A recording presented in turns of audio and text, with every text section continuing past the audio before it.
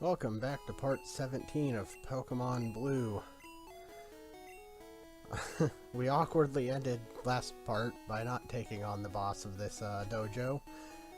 And now he's here, the karate master, and we wish to challenge him. And of course I switched to Jolteon. I guess he's the only thing that I haven't really used in this gym. I don't think I used Creaky. Okay, it's the... I'm just getting this out of the way. He's higher level than me, and so I need to one-shot both his dudes with something that can one-shot things that are higher level than it. Thundercat, that is.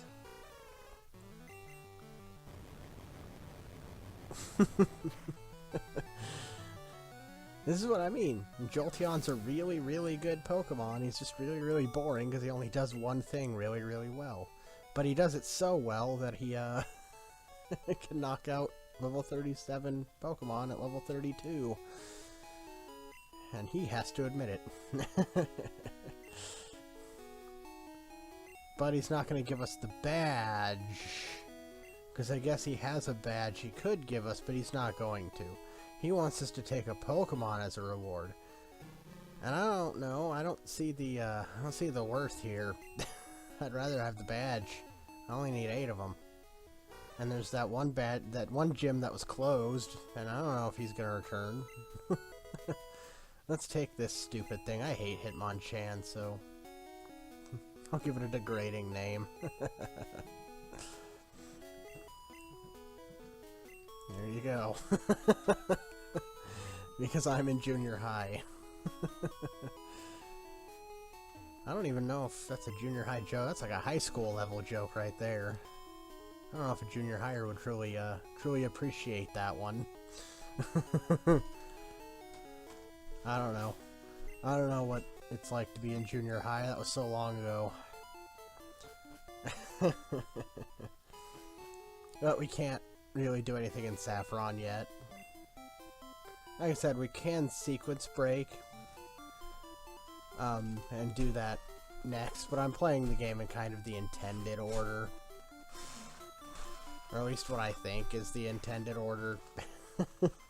Is once you clear Pokémon Tower, which we're doing now, you can go to Saffron and take care of that. It's just, I don't know, that seems like something you do later. I think that's the intent anyway. I can't remember what gives me that idea though. I'll have to look into that. Maybe see if I've been wrong all these years. Now the gimmick here is that it's filled with these channelers, mediums as they should be properly called. And they're all possessed by ghosts. This is Ghastly, the first Pokemon in the 3 Pokemon evolution chain that makes up the only ghost-type Pokemon in the game. And I do some speeding up in this place because every single encounter is essentially the same thing. I kept encounters where worthwhile things happen. And it's at least a little interesting to watch. Because, yeah, this is all that's here. Ghastly, Ghastly, Ghastly. There's a couple Haunters. You can run into Wild Haunters, which is the second form of Ghastly. And there's a 5% chance you can run into a Cubone. This is one of the only places you can actually catch a Cubone, so this is about how far into the game you have to be in order to legally catch a Cubone, so that's pretty much why I traded for it in the first place. That, and I wanted it to have Rock Slide, as I've discussed before, but... Oh, Blue Durgan. This is such a bad dungeon for you. You only have Ice Beam, which has 10 power points. Ghosts are immune to normal type damage. So Slam's just out of the question. And they've got a high special, meaning you're not going to be doing that much damage to him with Ice Beam. On top of the fact that it's not even a same type move. I use him as much as I can. It's just, you know, I can only do so much. I have to switch them out eventually.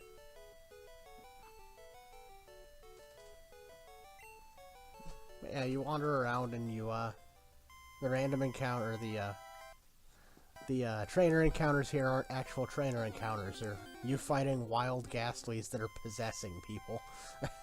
It's such a great idea. It'll never be, revisited. Not that I know of. Not that I can recall. I think they're called priestesses in Japan, or something like that. We call them channelers, and... No, priestess is fine. You know, that goes with... That's probably some mythology or something like that over there in Japan.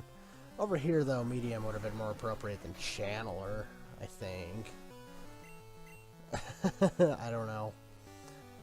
Maybe I don't know my own culture as well. I was looking for a paralyze heal because this is annoying. But I don't have any. I removed it, so I get to suffer the consequences of that. And he's benched.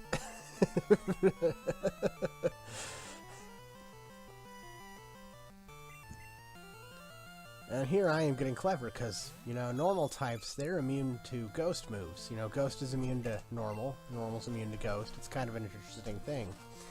I forgot one important major fact here, though. Immunity only counts for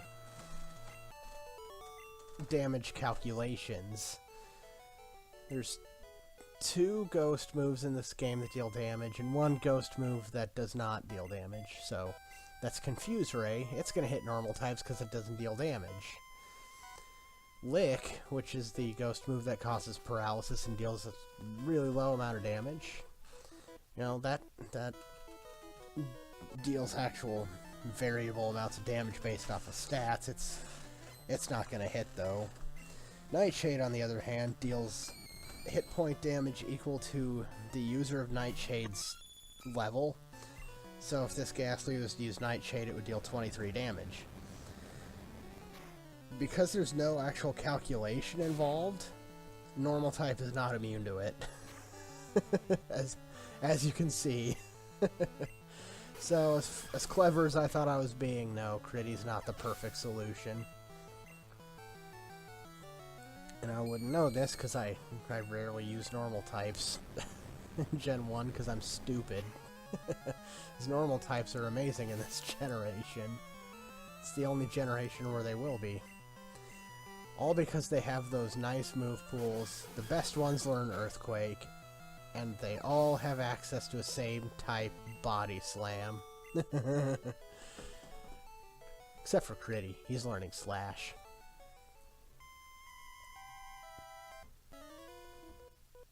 And they all have these weird laughs because the ghost is laughing. And, you know, ghosts laugh weird because, well, that's just ghosts. They're trying to be spooky.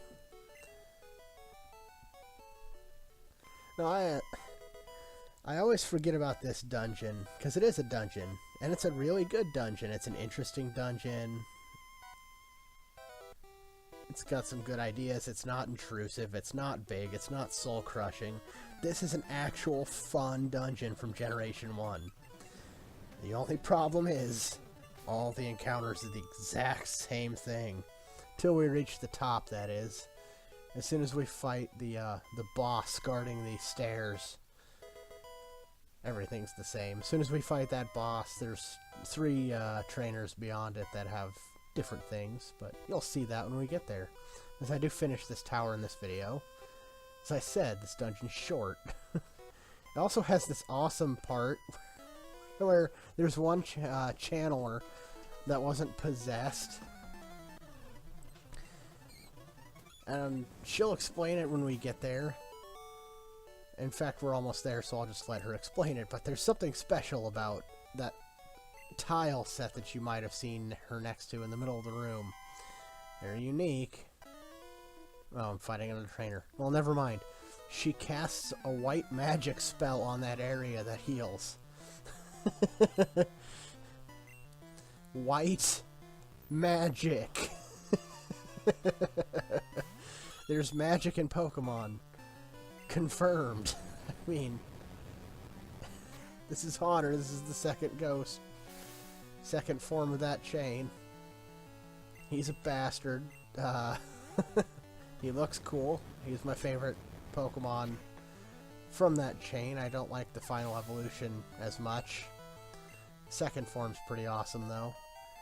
Haunter's, in fact, one of my favorite looking ghost types at all. He's just so awesome. So yeah, let's go avail ourselves to this white magic. She sealed the space with white magic. See, she says it herself. We can step here and instant heal. Yeah. Sure your name ain't Mary Sue? Bam. Everything cured. It's like a Pokemon Center in the middle of a dungeon. This is probably the greatest feature of this dungeon. These 4 tiles right here.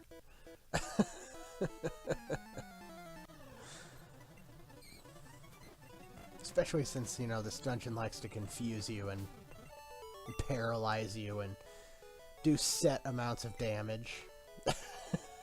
Because, you know, Nightshade, it's not doing impressive amounts of damage.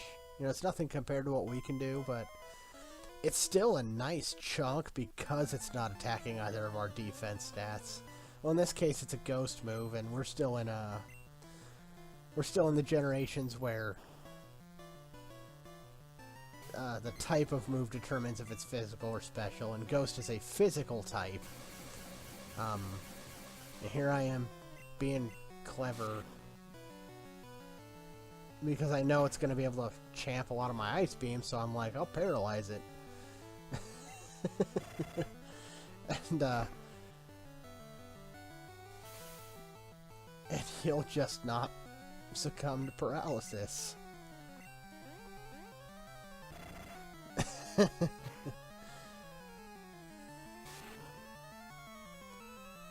Oh well, Haunter's really awesome. Look at that sprite. He's probably one of my favorite Gen 1 Pokemon. At least in the top 15 at the very least. It's just too bad ghosts aren't really good in this generation. As the only ghost types that exist in this generation have high special. They don't have the greatest attack. Not that it matters, because the only ghost move that would key off of their attack stat doesn't really do a whole lot of damage and isn't really worth your while. The only ghost move is Nightshade, and that doesn't get a same type bonus. It just does a flat amount of damage. Which Nightshade isn't bad if you know it can knock them out for sure. But it's because of that. Ghost is supposed to be super effective against Psychic. It's supposed to be one of the counters to Psychic alongside Bug, which also has crap moves. And it's stuff like that that made Psychic so sillily overpowered in Generation 1, was there was just no counter to him.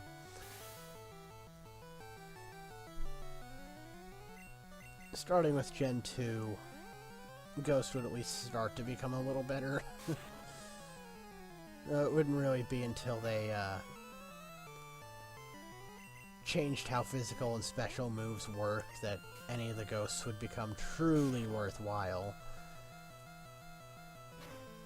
Because at least, you know, that made there be special type ghost moves and physical type ghost moves, meaning all these special attackers actually had something to use, and there I am, not using items in battle like a champ.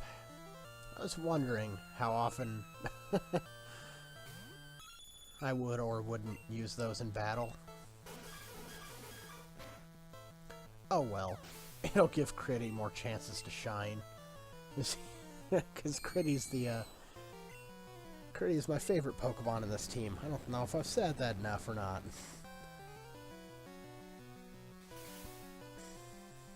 Still, they get a bunch of Confuse Rays off, because Confuse Ray's a really good move. You know, Zubat was spamming Supersonic, and that only has 55 accuracy. Anything with Confuse Ray has access to the exact same effect as a Supersonic, which is a Confusion. Only it has 100% accuracy. And here I am, using items at an appropriate time. As I bought revives, actually. You can buy revives in this town, so I picked some of those up and got use out of one.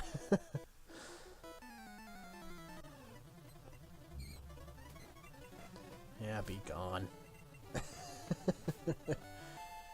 This is the type of stuff that I emphasize on speeding up, though. You know, nothing is special is happening in the encounters I'm speeding up, to be honest. But if there was even one moment that was worthwhile to show, then that's when I showed it off. Well, we might as well keep him out, I suppose. I don't know what that check was for. Earthquake! They just make silly noises. Because they're ghosts, and ghosts just do that. And Blue Durgan's paralyzed again. We'll be benching him again, because I don't want to deal with it. Ooh, apparently not. Apparently I am going to go for it. My. Oh, no. I switched right about now. For some reason, I'm just feeling Marowak. You know, Marowak hasn't had a chance in here. We'll give Boner some fights, and... Oh, well... We have this ghost sprite again. Well, let's just whip out this little silk and reveal the identity of the ghost. Marowak. It's Marowak on Marowak violence. I'm a little stronger, but not too much stronger, so we'll start off strong with a move this Marowak couldn't have access to at the time. Unless it cheated like Erica. But I totally have it, and it's legal. And then you realize that you sent Marowak out to fight this Marowak, and all the enemy Marowak did was stare at you. But this is the restless soul of Cubone's mother. It's been calmed because I beat it up. I suppose that would calm a person. Or one definition of that word. But there's rocket grunts up here. Ugh. You guys again are getting in my way. Haven't you learned the last 2 times, if you just don't get in my way, nothing bad happens to you or your plans? Seriously, I'm not after you. You keep getting in my way. That's the only thing that's going on here. If you just said, oh, it's him, let's let him do his business here and we'll just keep going about ours and everything would be fine. But no, you get uppity and you decide to challenge me. My lessons are harsh and swift. And you just refuse to learn them. I'm not even scared of your Golbat unless it makes me flinch. Which it did. Just knock that off, please.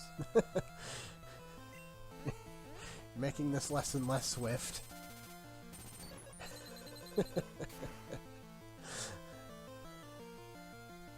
Thank you for breeding in Gen 2 for giving me that move.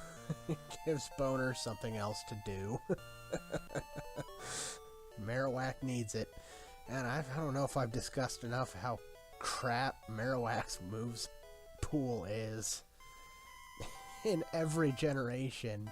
Like, it's so awful. It learns a bunch of good moves, it just doesn't have any type diversity, really. And its, stats leave you wanting.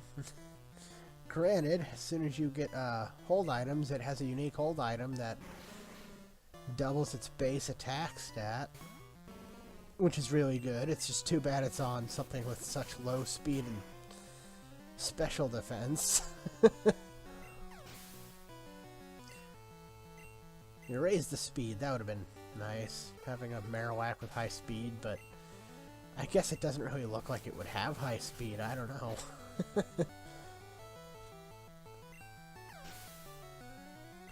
Yeah, Marowak has a thick club, which is a hold item in the later gens, which is really good. If you're using a Marowak, you're using it because of that. Or you're me, and you're using it because you're using Marowak because you like Marowak, you know? And you have to use a thick club, because why would you not put a thick club on a Marowak? That's just silly.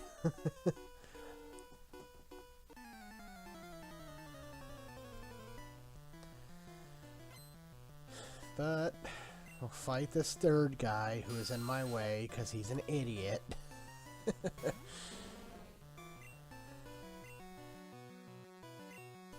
Sorry about the pause. Was being talked to.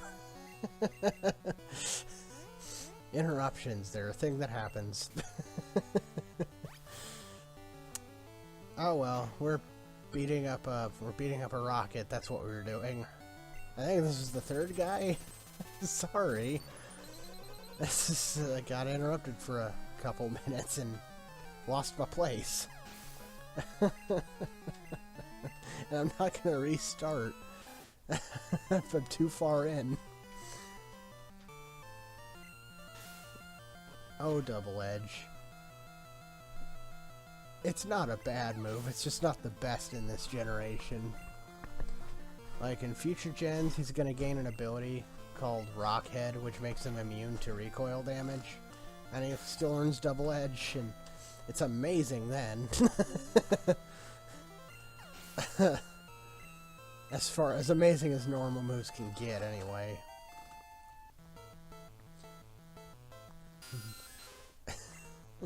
But in this gen, it's a good third move. It's a really highly accurate and decently damaging move. Like,